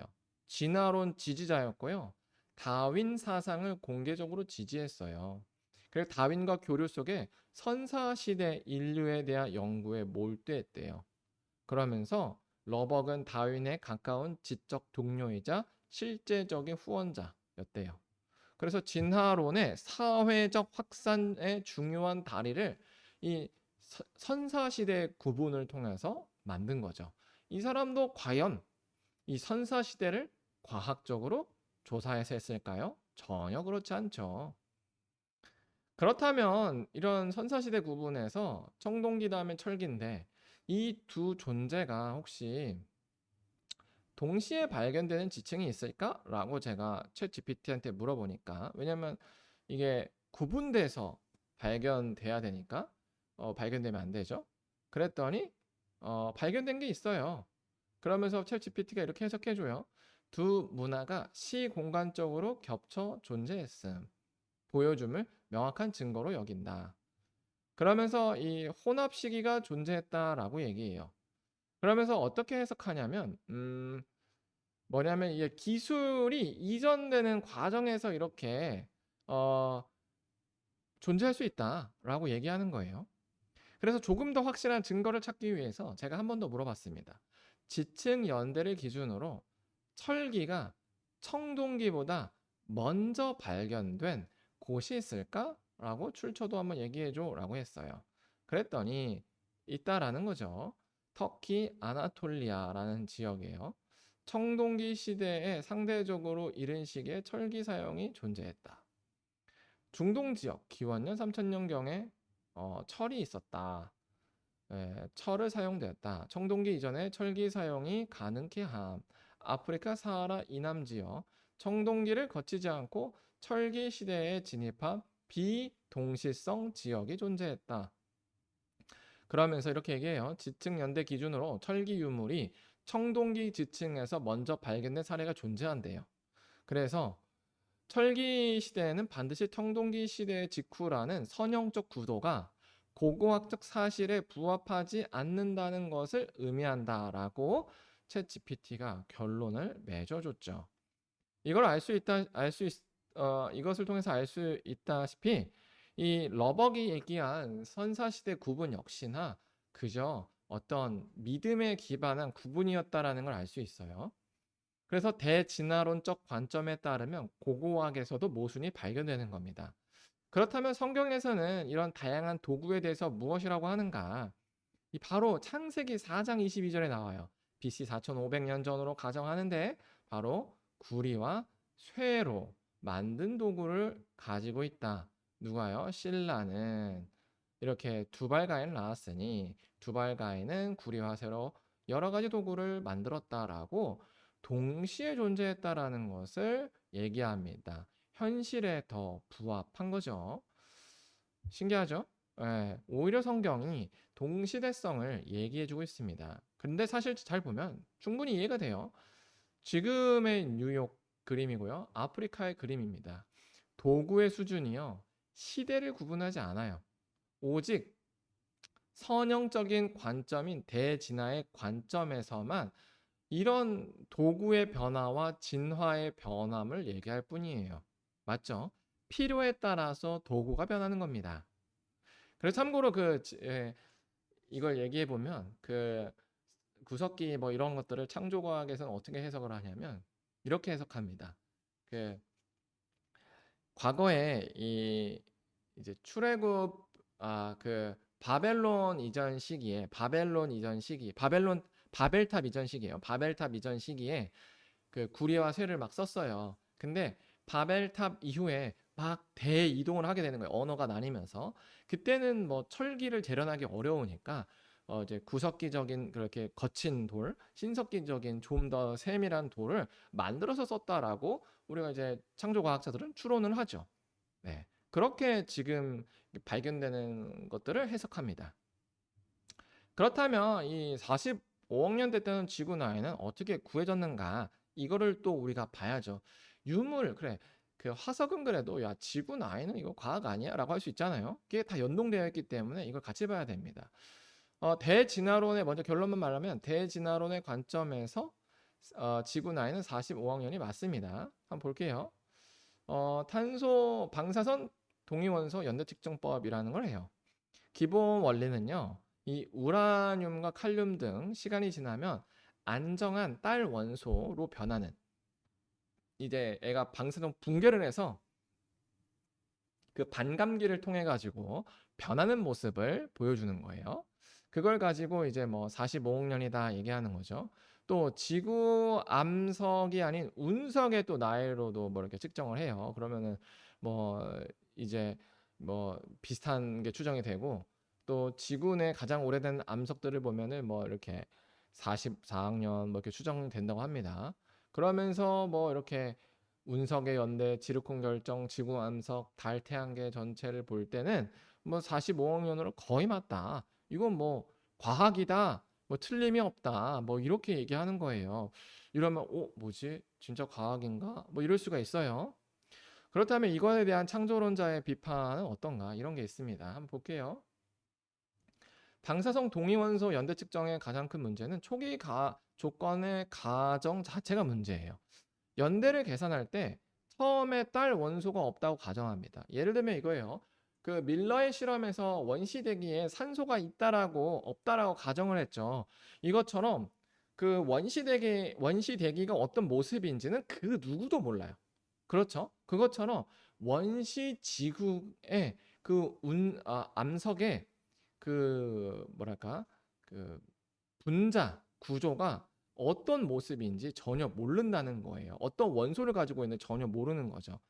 그 우라늄이 몇 프로 있고 그게 변한 납이 몇 프로 있는지를 초기 조건을 전혀 몰라요. 그러다 보니까 이런 문제들이 생긴 거죠. 이거 하나씩 살펴보면 이래요. 예, 먼저 그 모원소와 딸원소에 대해서 좀 보면 이래요. 모원소는 시간에 따라 붕괴되는 방사성 원소고 불완전한 구조를 갖고 있기 때문에 그렇고요. 우라늄 238번이 그렇습니다. 이게 붕괴가 되면요. 납 206번으로 변경이 돼요. 그래서 요 변경되는 시기를 이제 관측을 해가지고 그것을 이제 수학적으로 가정해서 이렇게 지구 연대를 측정하는 거예요. 그래서 보면은 이렇습니다. 여기 지금 보이시죠? 우라늄 100개가 50개가 되고 납이 이렇게 되는데 요게 이제 지금 이 거리를 보고서 지금 기간을 보는데 이거에 대한 정확한 그 초기값을 모른다라는 거예요. 그래서 이걸 좀 더 구체적으로 이해하기 쉽게 한번 얘기해 볼게요. 이 남성이 키가 180cm인데요. 평생 동안 180cm가 컸다라고 하면 맞을까요? 틀릴까요? 네, 틀립니다. 왜냐하면 출생했을 때 키를 빼야겠죠. 네, 출생했을 때 키를 빼야 이 사람이 성장한 키예요. 당연한 얘기죠. 지구 나이를 계산할 때도요. 우라늄 238, 납 206이 있어요. 요렇게 있을 때 이 우라늄 이 납이라는 게 현재 이렇게 발견되는 거예요. 납 9개, 이렇게 납 6개, 우라늄 3개 중에 있는데 이 중에서 이 우라늄이 원래 몇 개 있었다. 처음부터 9개 있었다. 뭐 이렇게 볼 수가 없는 거예요. 혹시 제 말 이해가 되시나요? 이 9개의 원소 중 6개의 우라늄이 납으로 변했다라는 이 말은 맞는 말이 아닙니다. 눈에 보이는 거는 맞는 것처럼 보이는데 실제로는 아니에요. 왜냐하면 초기에 몇 개가 있었는지를 모르기 때문에 그래요. 초기에 몇 개가 있었는지 모르기 때문에 이게 맞다고 보기 어려운 거죠. 그래서 이 창조론자들이 이 지구 측정에 이용하는 방사성 연대 측정의 문제점을 지적을 하죠. 방사성 연대 측정은 암석이 처음 형성할 때 딸 원소가 전혀 없다고 가정합니다. 이게 가장 큰 문제예요. 근데 진화론자들은 왜 그렇게 하느냐? 그래야 길어지니까요. 실제로는 처음부터 일부 납이 섞여 있을 수도 있다라는 거예요. 맞죠? 그리고 실제로 어떤 원자핵공학 박사님이 이렇게 얘기하죠. 아주 간단한 오류가 있어요. 그런 납이 처음엔 없었을까? 처음에는 우라늄만 있고 납이 전혀 없는 상태였냐? 이게 문제다. 이 초기 값에 따라서 완전히 천차만별이다라는 거예요. 네. 그래서 지구가 45억 년 된다? 모른다는 겁니다. 전혀 알 수 없는 거예요. 그리고 또 하나는 운석 충돌에 대한 운석의 연대를 보면은 지구 대표성의 오류가 있대요. 뭐냐면 운석은 우주에서 온 암석이다. 지구에서 생성된 게 아니다. 이런 게 있고요.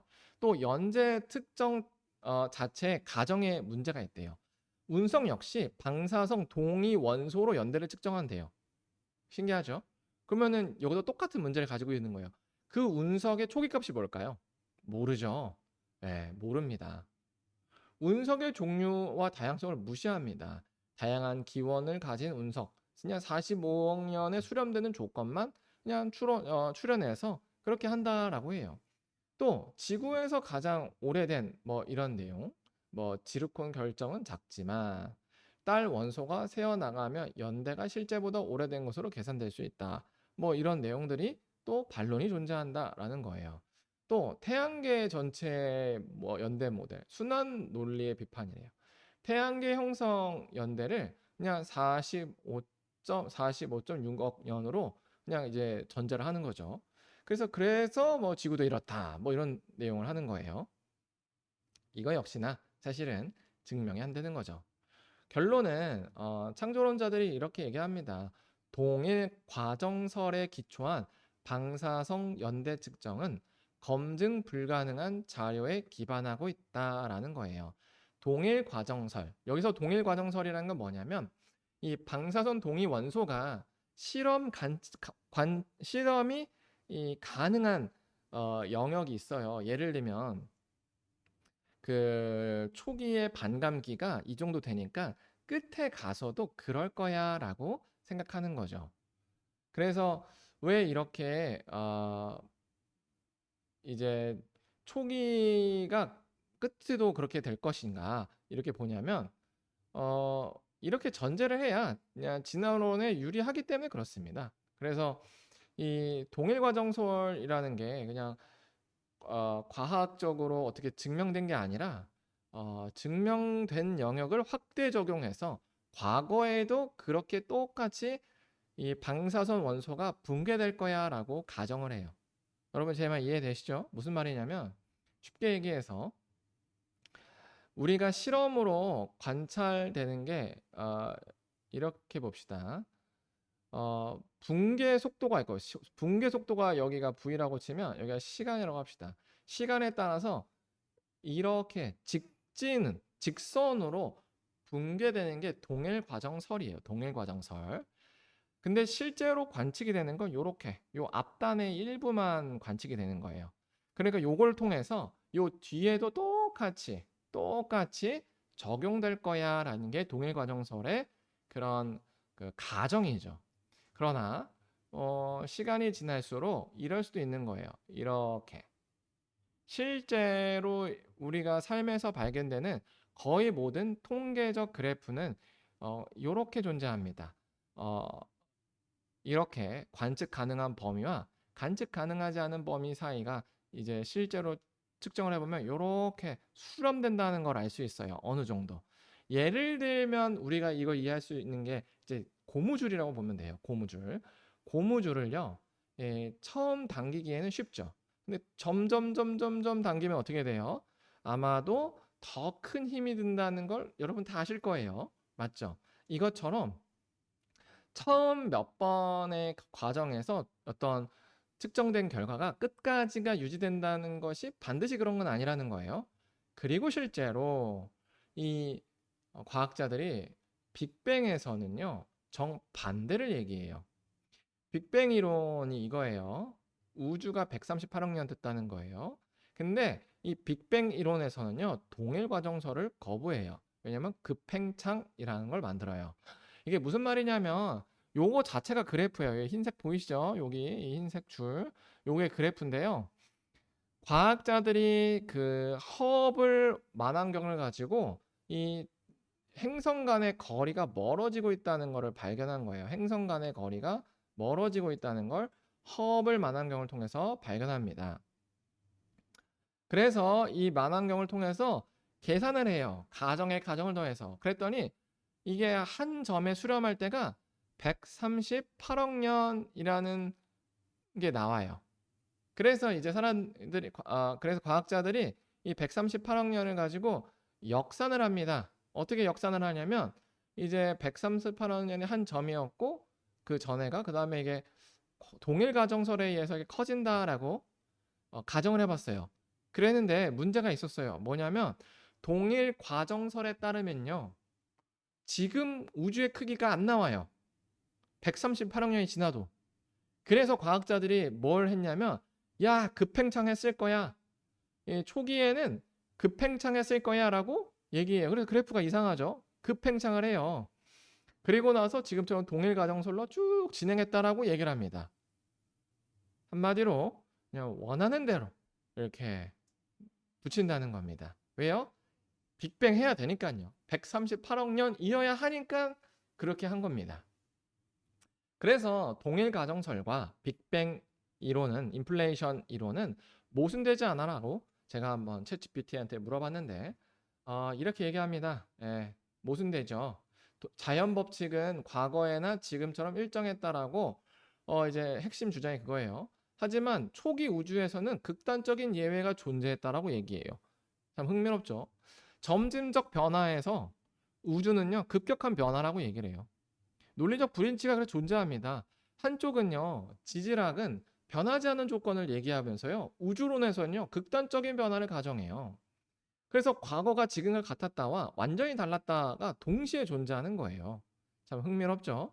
그래서 창조론자들은요 현대과학은 평범한 관측과 비정상적인 과정을 마음대로 섞어놨다라고 비판합니다. 이 정도면 이게 이제 믿음의 고백이다라고 할 수 있어요. 왜 그러냐면 교회에서도 이런 신앙 고백을 하는 거예요. 삼위일체 교리가 그렇죠. 하나님은 한 분이신데 성부, 성자, 성령, 네, 삼위일체죠. 이거 우리 믿어요. 논리적으로 모순되는데. 근데 뭐 이제 진화론도 그렇습니다. 변화일체 교리를 가지고 있어요. 우주는 급팽창하면서 동시에 그런 과정이 존재하는 지구에서는 또 점진적이다. 이 정도면요, 이제 믿음의 고백이다라는 것을 우리는 알 수 있다라는 거죠. 그렇다면 창조론자들은 지구의 나를 어떻게 구하는가? 이렇게 구합니다. 뭐 여기 성경에 있는 내용 있죠. 뭐 누구나 고 계보예요. 정리하면 이렇고요. 뭐 결론을 따르면 이 고대 족보에는 의도적인 생략이 이제 발생하기 때문에 최소 6,000년에서 1만 년 정도로 이제 넓게 추정합니다. 하지만 지금 현대 과학이 얘기하는 것처럼 뭐 45억 년 뭐 이렇게 안 돼 있어요. 이 정도로 젊은 지구를 얘기합니다. 그렇다면 우주의 기원인 빅뱅 이론은 혹시 검증된 사실인가? 이것도 볼 필요가 있죠. 프린스 대학교 이제 물리학과 교수인 폴 슈타인 하르트 박사는요. 수십 년간 인플레이션 빅뱅 이론을 연구하면서 많은 논문을 발표했는데 그런 그가 빅뱅 이론을 포기합니다. 어, 실제로 여기 보면은 이제 구글에서 검색해보면 이래요. 폴 슈타인 하르트 교수는 순환 모델 또는 빅뱅 이론의 대안으로 에코 빅뱅이라는 것을 주장해요. 빅뱅 이론의 문제점, 기존 빅뱅 이론의 문제점을 제기했대요. 그러면서 반복되는 우주의 탄생과 소멸을 얘기합니다. 그러니까 빅뱅 할 때 그 초기에 있는 그 먼지는 어디서 왔는가를 답을 못하니까 그냥 이 사람은 이제 폴 슈타인 하르트 박사는 그냥 왔다 갔다 커졌다 적었다 반복한다 뭐 이런 얘기를 한 거죠. 그렇죠. 이 빅뱅 이론에서 요 존재, 요 설명 못해요. 이건 그냥 가정이야, 가정. 우주적 존재, 먼지, 뭐 이렇게 얘기하는 거죠. 그리고 이거를 이제 유신 진화론자들은 신, 하나님이라고 얘기해요. 요것을 하나님. 근데 이것은 성경의 하나님이 절대 아닙니다. 그래서 이 빅뱅 이론들에서 이런 게 관측이 됐어요. 빅뱅 이론은 우주 배경 복사, 예.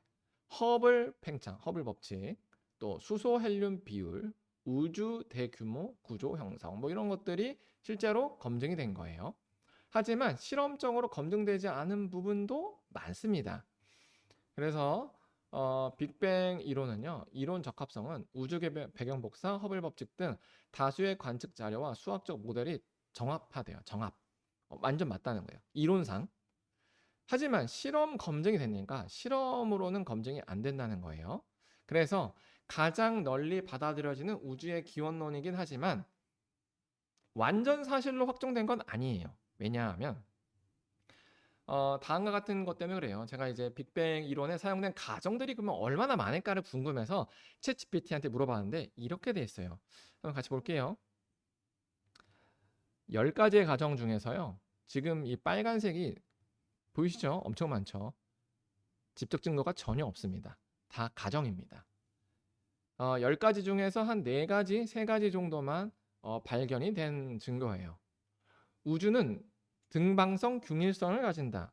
관찰된 적 없어요. 물리 법칙은 우주 전체에 동일하게 적용된다. 관찰된 적이 없습니다. 또 초기에는 극도로 밀집되고 고온이었다. 관찰된 적 없어요. 이건 진짜 추론입니다. 암흑 물질과 암흑 에너지가 존재할 것이다. 저, 전혀 이건 관찰될 수도 없고 관찰할 수도 없는 거예요. 관측 불일치를 해결하기 위해서 도입된 그냥 보정 요소래요. 정말 이것은 그냥 수학적인 뭐 걸 이용 원리를 위해서 그냥 만든 거예요. 암흑 물질. 우주는 인플레이션 됐을 것이다. 갑자기 급팽창할 것이다. 동일 과정성을 안 걸걸 것이다. 이것도 관찰된 적이 없어요. 시간과 공간도 함께 생겨났을 것이다. 안 됐고 특이점이 존재했다. 관측되지 않았습니다. 한마디로 빅뱅 이론은요. 천재 과학자들이 잘 했을 것으로 결론을 내렸지만 사실은 이 빅뱅 이론조차요.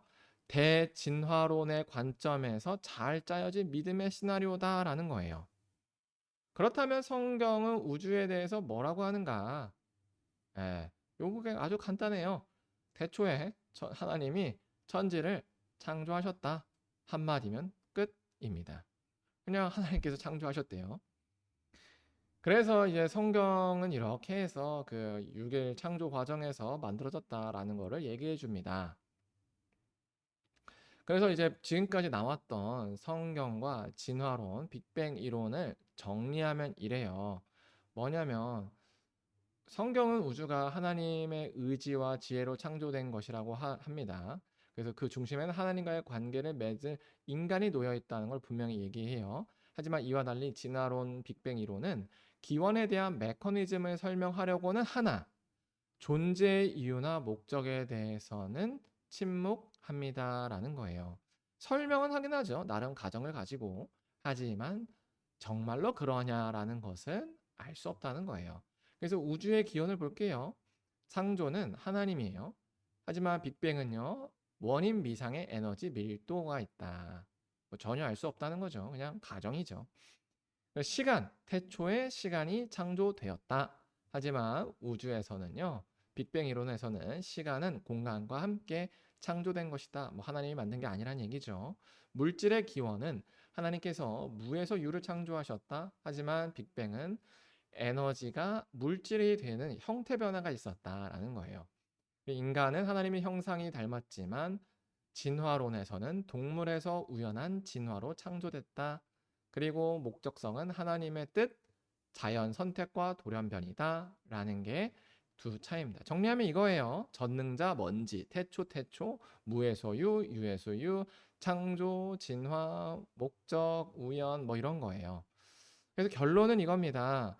창조론도 믿음이고요. 대진화론도 믿음입니다. 둘 다 믿음이에요. 그럼 볼게요. 이게 이제 우리가 발견하는 자연이에요. 이것도 자연이죠. 또 이것도 자연입니다. 이것도 자연이죠. 이렇게 아름답고 정말로 복잡다단한 자연 가운데 우리가 있습니다. 동물도 있고요. 인간도 있어요. 이것에 대해서 어떤 전제가 설명을 더 잘 하는가를 보면 됩니다. 둘 다 믿음이거든요. 어떤 믿음이 더 지금의 현실을 잘 반영하는가? 둘 다 믿음이라면 어디가 더 믿을만 하는가? 이렇게 우리가 볼 수 있죠. 그리고 스스로 가치 있다고 믿는 바로 우리가 창조의 증거입니다. 왜냐하면 진화의 결과로 이룬 생명은요. 이미 높은 단계를 이뤘기 때문에 상승 욕구가 없어요. 하지만 하나님께서 거룩하게 창조했지만 죄로 인해서 타락한 인간은 상승 욕구가 있습니다. 왜냐하면 상실한 거룩한 지위를 찾고자 하는 욕구가 DNA 가운데 있기 때문이죠. 하나님께서 모든 것을 다스리게 하도록 인간을 창조하셨는데요. 이게 인간의 본래 지위였어요. 하지만 죄로 인해서 이 다스리게 하자라는 지위를 상실한 겁니다. 그래서 이 내용을 보면 이렇죠. 창조로는 거룩한 상태에 창조됐는데 아담의 죄로 인해서 지위를 상실했고 그 지위를 상실한 그 부족함, 그 결핍이 존재 증명, 지위 상실 욕구로 우리 가운데 남겨져 있다라고 볼 수 있어요. 반대로 진화론을 볼게요. 열등한 생명체였대요. 열등한 생명체가 우연과 무작위로 큰 이득을 봤어요. 고등한 생명체가 됐죠. 그러면 이렇게 퀀텀 점프를 해서 만족을 이루면 DNA에 그 만족에 대한 내용이 있어야겠죠. 그런데 우리는 어때요? 불만족하죠. 그래서 우리의 이런 심리적인 모습만 봐도 진화보다는 창조가 더 적합한 설명이다라는 것을 알 수 있습니다. 그래서 지금도 살아계신 그 하나님이 증거죠. 예, 왜요? 그 하나님이 우리가 경험할 수 있는 하나님이 그 창조하셨다고 말씀했기 때문에 그래요. 뭐 저의 예를 들면 저는 10년 전만 해도 10년 전이 아니죠. 15년 전. 뭐 그게 좀 오래된 생각해 봐도 제가 이제 무신론자였습니다. 이때는 뭐 성공이 전부였던 그런 진화론적 삶을 살았어요. 하지만 이 목사가 되고 이로부터 10년 후에는 제가 이제 그 목사가 되고 이제 받은 사랑을 나누기 위해서 노숙인들을 돕고 뭐 이런 삶을 살게 되었다라는 겁니다. 하나님은 우리를 사랑하고 있죠. 그래서 저를 통해서 지금 이제 이걸 보고 있는 여러분을 부르고 계십니다. 그래서 여러분이 예수님을 여러분의 구원자로 믿으면 하나님을 만나게 된다라는 겁니다. 네, 여기까지가 오늘 진화론과 창조론에 대한 이야기고요. 네, 질문이 있으면 받아보려고 합니다. 혹시 질문 있으실까요? 한번 채팅창에 좀 남겨주시면 좋겠습니다. 어땠는지와 질문이 어땠는지 한번 나눠주시면 좋겠습니다.